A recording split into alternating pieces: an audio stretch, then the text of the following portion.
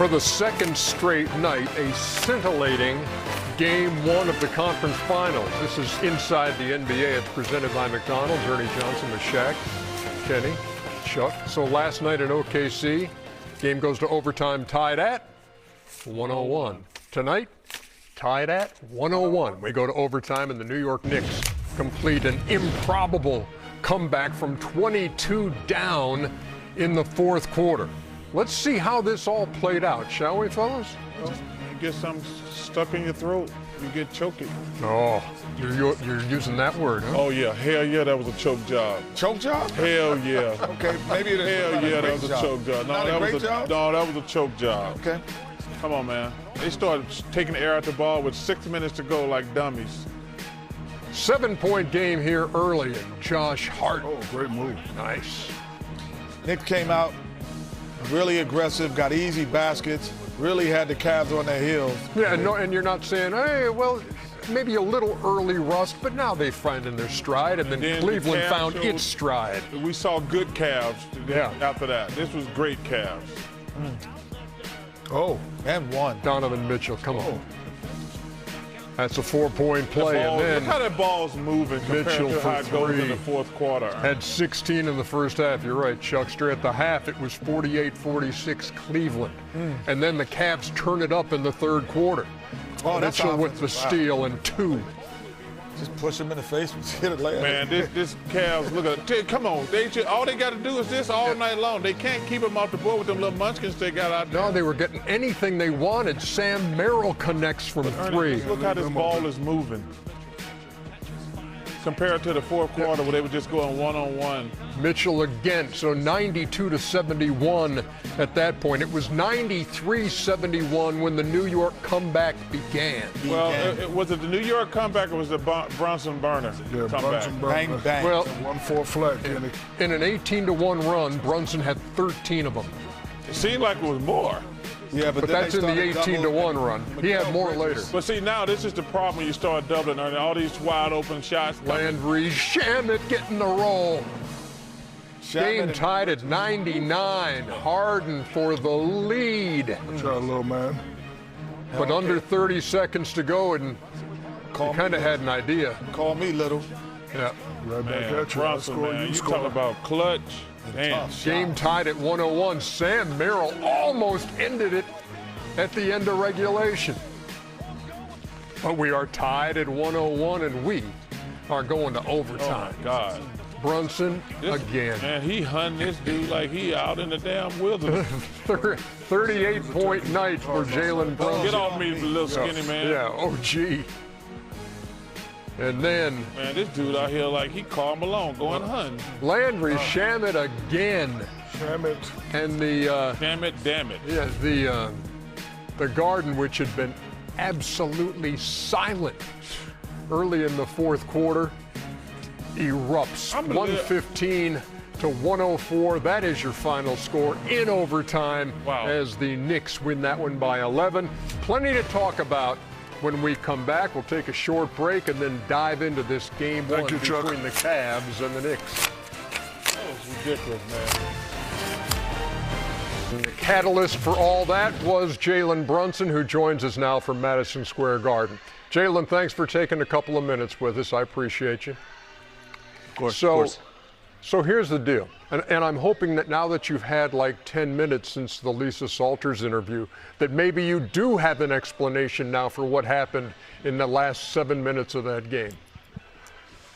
No, I still don't, but I think the common denominator was just us still believing in each other and still playing, still fighting, just chipping away. You know, we knew like we weren't going to get it all back in one possession, so picking stops, kept running. Got a couple lucky shots to go in, but we just got fighting. You know, when you went to that 1-4 flat, it seems to me that you were targeting James Harden a lot. Was that done on purpose, or, you know, were you just saying to yourself, whoever guards me, I'm about to go at him? Honestly, it was the ball was going in, so I honestly just was trying to get to my spot and just trying to, you know, make plays. If someone came over, I was going to find someone else, but just trying to get to my spot and just trust my work.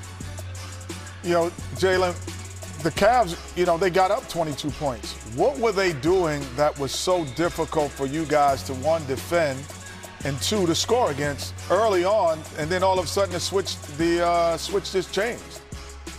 I think offensively, shots weren't falling for us. They did make it difficult, but we did have some easy ones, so you got to give them a lot of credit. But I think our pace picked up. That was most important. We were playing fast in the half court. You know, when people say playing fast, I mean, you know, getting it out in transition. But the way we run our actions and stuff has to be done with pace. And so, and then defensively, what got us down 22, and they were just making great decisions and off the trap and getting wide open threes. And so we got to clean that up a little bit. But I just like the way we stuck together. You know, Jalen, number one, you were fantastic tonight. Congratulations. What do you think happened in the last week? Did you notice anything about your team, well, rust, arrest, whatever, in the last week? I noticed a lot.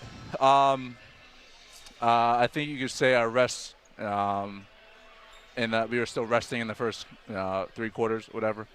But I mean, obviously, we got to come out better, and the way we were playing in the middle, second, third quarter, wasn't us. And so we got to find a way to be better than what we did. But I mean, the rest helped us definitely in the fourth and overtime.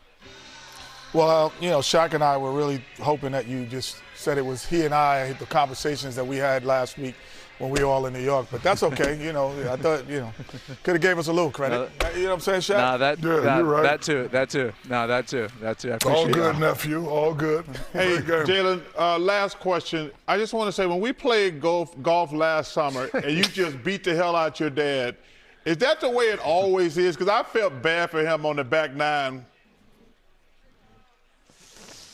Yeah, he hasn't beaten me in a while, man. Yeah, he hasn't beaten me in a while. We used to. I picked up golf because he wouldn't play me one-on-one anymore, and so you know, he was winning that first, but it's been a while since he's won.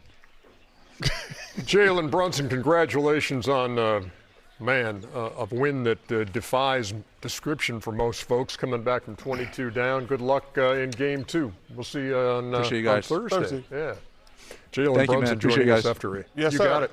After a 38-point, 5 rebounds, 6 assists look at night, this, Ernie. 15 out of 29. Come on, man. 44-11 is how this game ended. You know, Ernie, I take my job very seriously. I don't like to get on TV and say people choked. But that was a damn choke job. Oh, what you're going to say? I'm going to say it now. I'm very selective when I said it. What the I don't understand. What makes you choke and what makes you lose the game? Okay, so they had a 20-point lead. 22, okay. And they just stopped. They just started going, milking the clock, like, you know, like a prevent offense. Not only that, Chuck, I don't think the coaches from Cavaliers had great use of timeouts because, you know, me and Chuck was in this. Scream timeout, yes. Call timeout, so, you know, they allowed. He let the league go from 20 to like 6, and never called the timeout. But my problem was, if you go back and look, when you showed those highlights in the beginning, the ball was moving, everybody was getting wide open shot. You go back and look at the first 6 or 8 minutes of that fourth quarter, they were just going one-on-one. The shot clock was on their back every single time. And Kenny should have called timeout sooner. Not this one. Not Kenny, no. But that listen, like I say. We knew you didn't mean him. I give Brunson a lot of credit. He was fantastic, and the other guys chipped in. But that was a damn gag job right there. Let's hear from the Cavs head coach, Kenny Atkinson. I thought they hit some really tough shots in that fourth quarter. You know, those 2 threes, prayer threes, end of shot clock. I think we got a little unlucky, quite honestly.